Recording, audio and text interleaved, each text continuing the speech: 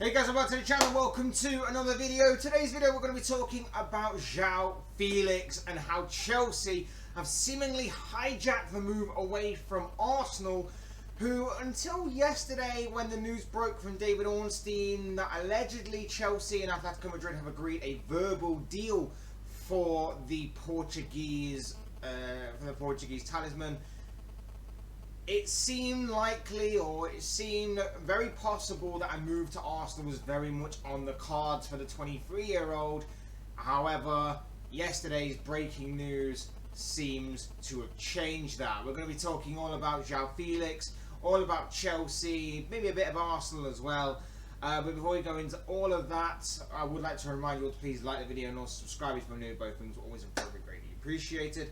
But for now, let's get into the video. Let's get into this video talking about Joao Felix. Because like I say, yeah, it seemed this transfer window there was going to be a lot of talk about Joao Felix. We knew that Atletico Madrid and Diego Simeone wanted him out of the club. There seemed to be a breakdown in relationship between the forward and his manager. And it seemed that a Premier League move was very much on the cards. Arsenal, like I say, until yesterday seemed to be in pole position to be signing him. Manchester United were also rumoured to be interested, and obviously Chelsea were as well. But of course, yesterday David Ornstein broke the news on Twitter that allegedly Chelsea and Atletico Madrid had agreed a verbal deal, something that will probably see Chelsea pay up to £11 million or €11 million to sign him on loan. Interestingly, there wasn't talk of, or at least not that I noticed anyway, any talk of that loan move possibly turning into a permanent move, whether it be optional or obligatory from Chelsea.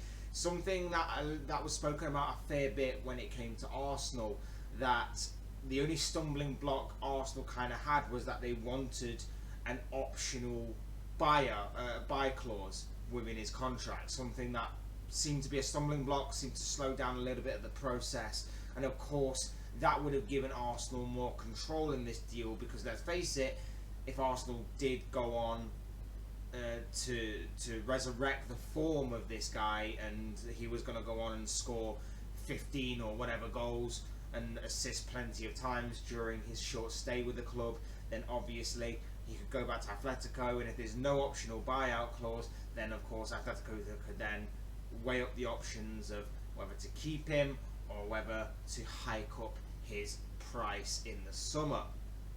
But what do we know of Joao Felix, other than the fact that he is edging closer, it seems, to a move to Chelsea? Well, of course, he made his name at Portuguese side Benfica. He rose through the academy over there. He was seen as one of the next kind of breakout superstars, breakout players of that Benfica academy, and of course not just in Benfica as well, but across European and world football as well. He was very highly sought after at the time. He was being chased by the likes of Real Madrid and Barcelona, to name a couple of obviously big teams at that time. It was definitely one of the hottest properties in world football at the time of his move from Benfica to Atletico, and it was obviously luckily Atletico for them that managed to obtain his services. He of course scored made 43 appearances for Benfica, scoring 20 goals and assisting 11 times, and obviously this was at a time where he was still very young and obviously just arriving onto the scene, and there was obviously a lot of talk about his future, about the kind of heights he could reach, the evolution that he could get to with a bigger side. And obviously when you consider that the three big Spanish teams were interested, you could obviously tell that there was a lot of talent with this youngster, and obviously a lot of potential as well. And it was a little bit surprising that he would obviously choose Atletico, but I think for game time wise it made sense. What didn't make sense was obviously the way that Atletico play. When you watch Diego Simeone's side, you obviously see a team that is very rigid, that is very stubborn, that is very defensive, they're very disciplined.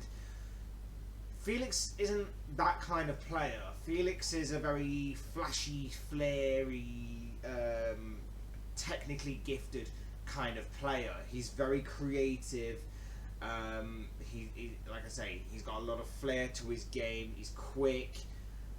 He's very technically gifted. Didn't really seem to suit or fit in with the kind of Atletico Madrid philosophy, or Diego Simeone's philosophy at that. So it seemed a bit of a strange one, and it's probably why it hasn't necessarily worked out. Obviously, when you consider the massive fee that Felix went for, you can argue this transfer hasn't exactly worked out, and now it's got to a point where the relationship's broken down. The club seemingly want him out because it's the best for all parties. Felix wants to move on with his career.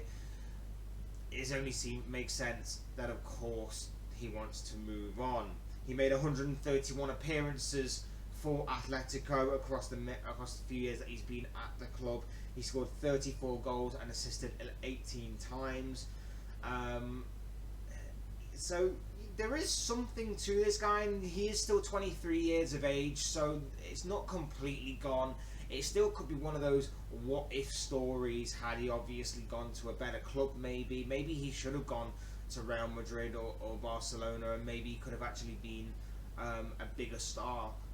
Not that he isn't, or not that he's not talented or anything. It's just obviously his current the move to Atletico Madrid didn't necessarily work out the way I think everybody imagined it might have panned out for his career had it obviously gone a much better way. And like I say, he's still talented enough that he's still got 3 big clubs that are after him. 3 very big clubs in England that are interested in obtaining his services in Arsenal, Manchester United, and yesterday, obviously, moved a head and shoulders above the pack is Chelsea. Like I say, a lot of talent this guy, a lot of flair, a lot of pace, speed, creativity.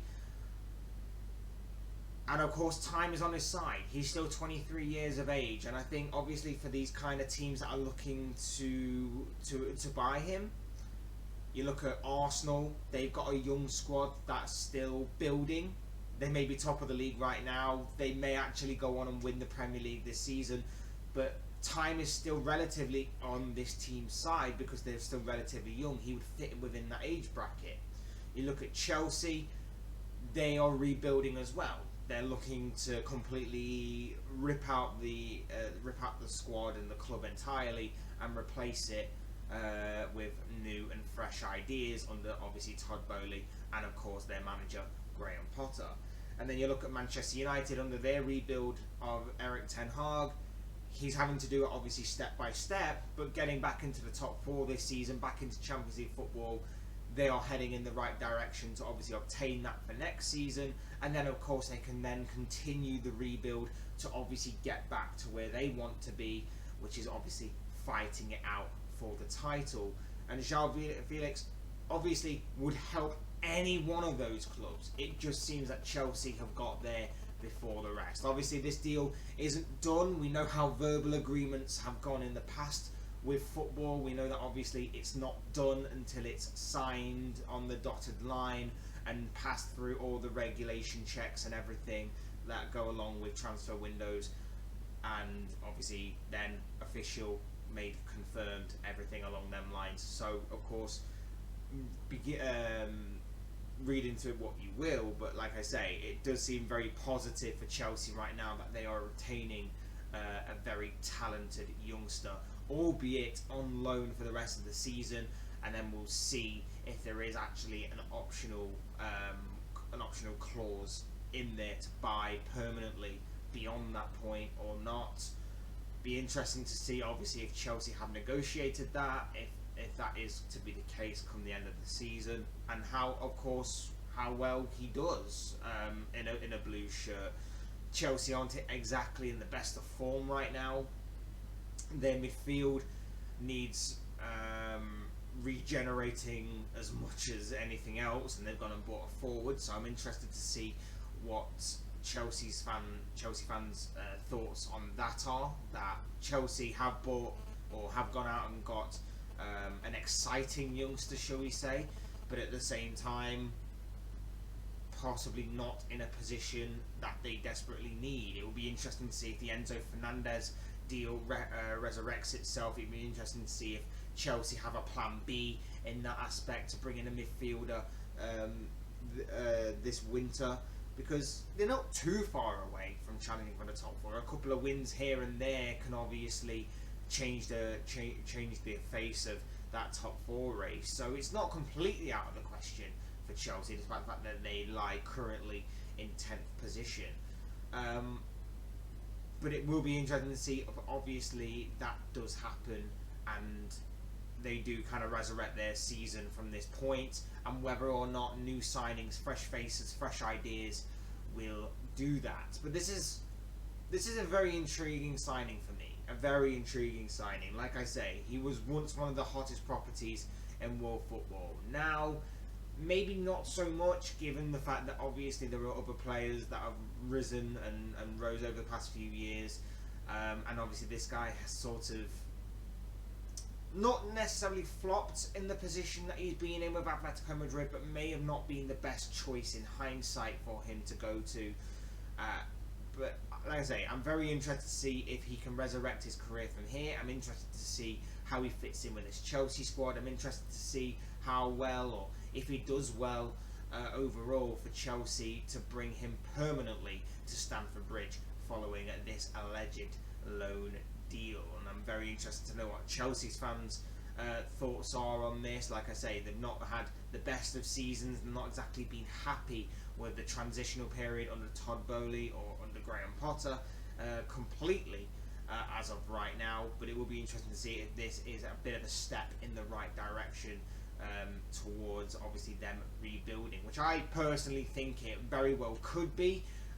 There's no risk obviously in a loan deal should there not be an obligatory sort of deal, and obviously he does end up flopping at Chelsea. So it will be interesting to find out the thoughts of Chelsea fans, and obviously whether or not this deal does take off or not. But those are just the thoughts, comments, opinions, predictions, feelings, whatever you want to call it, of this guy. I want to know what you guys think. What do you make of this whole Joao Felix situation?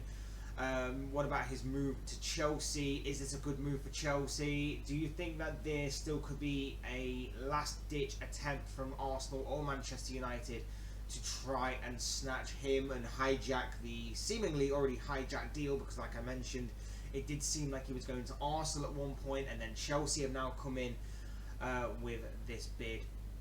I'd love to know your guys' thoughts, comments, opinions, predictions, feelings, whatever you want to call it, on this particular transfer story down below in the comment section, because I'm sure it'll make an interesting reading. Otherwise, hit that like button on the way up, enjoy the video, subscribe if you're new, or want to see more content like this. Both things are always and forever be greatly appreciated. And as always, thank you all so much for watching and listening. I've been Fletch. This has been another Fletch Talks video, and I will see and speak to you all again soon in another video.